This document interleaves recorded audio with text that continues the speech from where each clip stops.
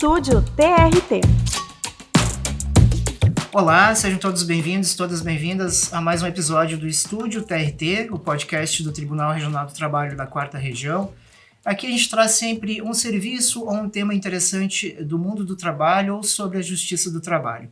Eu sou Juliano Machado, sou jornalista, integro a Secretaria de Comunicação do Tribunal Regional do Trabalho e ao meu lado também colega jornalista Guilherme Vilaverde Castilhos. Tudo bem, Guilherme? Tudo bem, Juliano, tudo certo. O tema de hoje é um pouco diferente. Vamos falar hoje sobre o tema da segurança da informação e sobre os golpes que são aplicados por criminosos contra trabalhadores, contra empregadores, advogados e cidadãos em geral que usam os serviços da Justiça do Trabalho. E para falar sobre esse tema técnico e que é um serviço tão importante também para todo mundo que usa, né, os serviços da Justiça do Trabalho, está aqui com a gente o Lucas Posati, que é o nosso coordenador de Segurança da Informação e Proteção de Dados. É uma área ligada à Secretaria de Tecnologia da Informação e Comunicações aqui do nosso tribunal. Tudo bom, Lucas? Seja bem-vindo. Obrigado, boa tarde, Juliano, boa tarde, Guilherme. Tudo bem, Lucas? Tudo Obrigado certo. pela presença. E vamos começar falando um pouquinho sobre como está o cenário atual da segurança da informação aqui no tribunal. Tem muitos casos que se detectam de tentativas de invasões ou ataques hackers aqui no tribunal. E, além disso, quais são as medidas que vocês adotam para tentar preservar a integridade dos processos e também os dados dos cidadãos? Sim, a gente tem observado nos últimos anos um aumento no volume e na sofisticação dos ataques que o tribunal sofre, né? São muitas tentativas, elas ocorrem a todo tempo, 24 horas por dia, 7 dias por semana. E os nossos sistemas de proteção, eles estão sempre trabalhando para evitar que esses ataques sejam bem-sucedidos. O que a gente percebe é que esses ataques, eles são, né, como eu falei, cada vez mais sofisticados, porque eles são mais direcionados. A gente tem notado, por exemplo, a ocorrência de robôs, que são ferramentas automatizadas de consulta de processos, principalmente, cada vez mais específicos, feitos para tentar burlar os sistemas de proteção contra esse tipo de consulta massiva, né, de processos.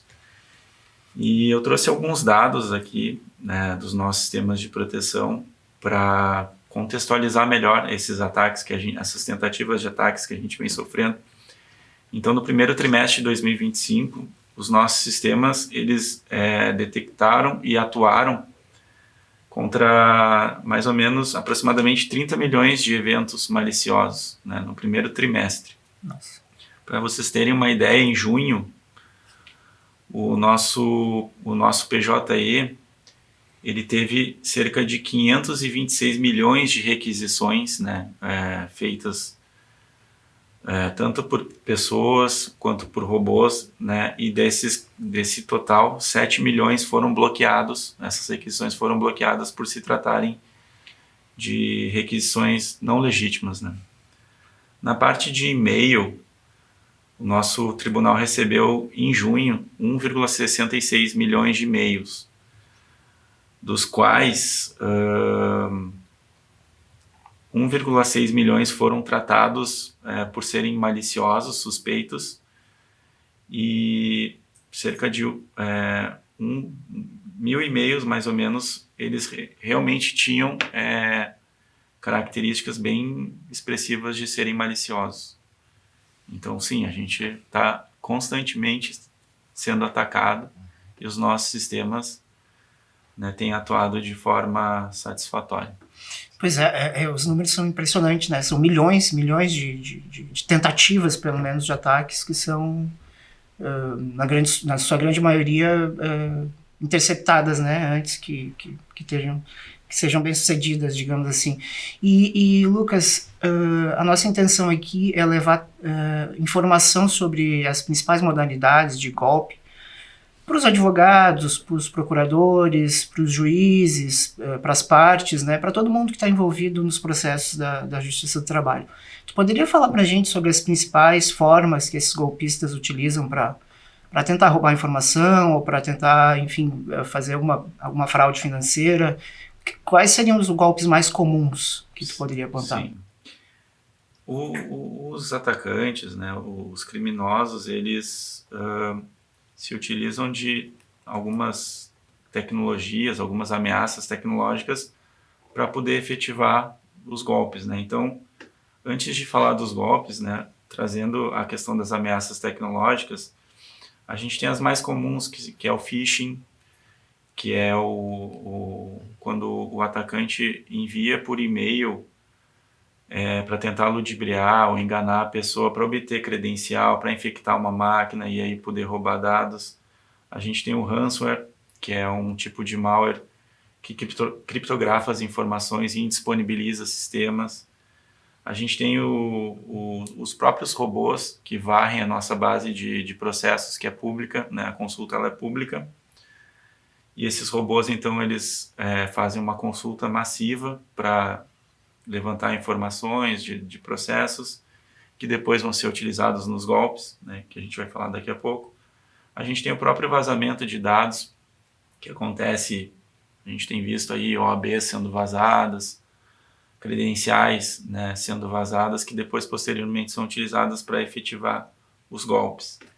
E aí, entrando na questão das fraudes, a gente tem algumas, né, que vêm sendo observadas, que são as decisões judiciais falsificadas, acordo falso, o golpe da guia falsa, né, o golpe da falsa intimação para pagamento, que eles têm um modus operandi parecido, né? Então, os criminosos, uma vez que eles têm acesso a credencial vazada ou roubada, né, tem muito banco de dados de credenciais disponíveis na internet que os criminosos compram, têm acesso, utilizam para essas credenciais para configurarem os robôs para fazerem as consultas, muitas vezes. E a partir dessas consultas processuais, eles pegam as informações reais, então o nome da parte, nome do advogado, o tipo da ação, a causa, o valor e até mesmo o magistrado que está julgando. E aí, de posse dessas informações, eles entram em contato com as pessoas, com as partes, para exigir, né, uma quantia em valor de dinheiro, sobre o falso pretexto para que a parte tenha recebimento de algum valor, né, algum pagamento de ação, algum precatório. Então, eles criam um WhatsApp, entram em contato com a parte, eles muitas vezes falsificam documentos, põem o brasão do tribunal, né, geram PDF. A guia, por exemplo, eles geram um QR Code ou até mesmo um código de barras para que a pessoa pague, né, um valor adiantado, custas processuais, e aí para que ela venha ter acesso ao precatório, né, quando na verdade é um golpe. Então, esses são os golpes mais comuns que a gente vem observando, né? Sim, Lucas, perfeito. E a gente vê que nesses golpes, muitas vezes os criminosos eles se fazem passar por um juiz do trabalho, pelo próprio tribunal, né? Sim. Que tipo de cuidado que o cidadão pode ter para tentar evitar cair no golpe? Porque parece ser algo oficial. Sim. Né? Então, o tribunal, ele divulga, né, algumas questões que, por exemplo, ele não solicita pagamento direto às partes, né, que constam no processo. A comunicação oficial ocorre geralmente por meio dos advogados. Outra questão que o tribunal frisa é que somente os oficiais de justiça enviam comunicações para as partes, né, para citações, intimações, notificações e ofícios. E os oficiais de justiça usam geralmente 2 canais de comunicação, ou por e-mail, e aí tem o e-mail, ele é um e-mail oficial do tribunal, ele tem lá o domínio do remetente @trt4.jus.br, ou eles utilizam o WhatsApp. E aí nesse WhatsApp, eles, a pessoa, se tiver alguma dúvida, ela pode pedir para que o oficial de justiça se identifique, mostre lá a sua credencial. Essa credencial tem um QR Code onde pode ser verificada a autenticidade.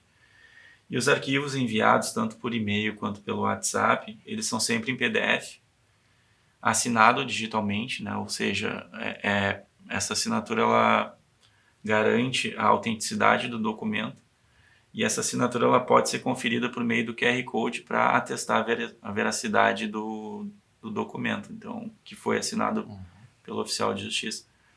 Coisa que não acontece quando um criminoso envia aqueles documentos, né, para fraude. não é possível verificar a autenticidade do documento. Em termos de boa prática geral, assim, Lucas, o que tu recomendaria para todos os usuários, de forma geral, que lidam, né, que trabalham na rede? A gente tem algumas sugestões de boas práticas gerais, tanto tecnológicas, né, quanto fora da tecnologia, né, para os usuários da Justiça do Trabalho. Separando em tecnológicas, a gente recomenda sempre a utilização de um bom antivírus, uma solução de antivírus que seja robusta, e aí no mercado a gente tem algumas soluções, né, principalmente as pagas, e manter esse antivírus atualizado, porque as ameaças são atualizadas constantemente, o antivírus precisa também ser atualizado para poder identificar essas ameaças. Instalação de atualizações do sistema operacional, então volta e meia a gente vê no noticiário, né, que foi descoberta uma vulnerabilidade no Windows, e aí a Microsoft vai lá e disponibiliza um patch para corrigir essa vulnerabilidade. Com isso, se evita, né, que os atacantes explorem vulnerabilidades e aí façam algum tipo de ataque. Fazer backup das informações e dos dados críticos é importante, caso a pessoa sofra um ataque de ransomware, né, ela consegue recuperar os dados. Não clicar em links desconhecidos, né, nos e-mails, que isso é uma forma que o phishing utiliza muito de engenharia social, então ele acontece muito, uma promoção, né, muito barata, o produto está 10% do valor que costuma custar, então, né, tem que ter cuidado, tem que ter critérios. Não baixar software pirata ou de procedência duvidosa. Utilizar sempre que possível a autenticação multifator. E aí, o que é autenticação multifator? A gente sempre foi acostumado a botar nome de usuário e senha, né? A autenticação de multifator, além da senha, tu utiliza outro fator para complementar o login, né? Então pode ser a biometria, pode ser um código no celular que tu esteja utilizando. Por quê? Porque se vaza a credencial, geralmente usuário e senha, o atacante não vai conseguir usar a tua conta porque vai faltar o segundo fator de autenticação. Então é importante utilizar uma autenticação multifator. E por fim, na parte de tecnologia, sempre utilizar fontes de informações confiáveis para se informar, para se manter atualizado. Eu só vou reforçar, tu usou alguns termos técnicos, né? Acho que a gente devia dar uma explicadinha um pouquinho melhor só para o nosso público que talvez não entenda de informática e tal, conseguir entender. Phishing é uma modalidade que um site pretende se passar por outro ou para pescar, porque phishing, né? Pescar. Pegar dados do usuário e com isso poder fazer uma compra ou poder fazer uma transferência bancária, algo assim, né? O que é o phishing exatamente? Exato. O phishing como diz o termo, é uma pescaria. É quando um atacante envia um e-mail para uma pessoa e ele utiliza técnicas de engenharia social para convencer a pessoa a clicar no link do e-mail ou a fazer download do anexo que está naquele e-mail. Geralmente o link ou o anexo são maliciosos e aí por meio deles o atacante tem acesso a máquina, né, infecta a máquina do usuário ou rouba a credencial do usuário. Esse é o phishing. É uma mensagem de e-mail maliciosa. E malware? Malware é um termo genérico para definir vírus, trojan, worm, aí são mais outros termos técnicos, mas malware são arquivos, artefatos maliciosos que têm por objetivo infectar a máquina do usuário. Uhum. São termos que a gente tem que frisar, né? Porque às vezes as pessoas não conhecem. Sim. Outra questão que sempre aparece quando se fala sobre segurança da informação são os cuidados que a gente deve ter na hora de criar as senhas, né? Tem algumas senhas que devem ser evitadas, né? Sim. Ainda nessa questão das boas práticas, hoje em dia com o poder computacional que está à disposição de todos, é muito fácil quebrar uma senha curta, né? Então, hoje em dia já é recomendável que as senhas tenham de 10 ou mais, até 12 caracteres ou mais. Além disso, se fala muito na questão da complexidade da senha, de substituir, né, de utilizar arroba, ponto de exclamação, letra maiúscula, minúscula. Mas isso já é, de certa forma, já é sabido pelos atacantes. A gente costuma trocar o A pelo número 4 ou pelo arroba.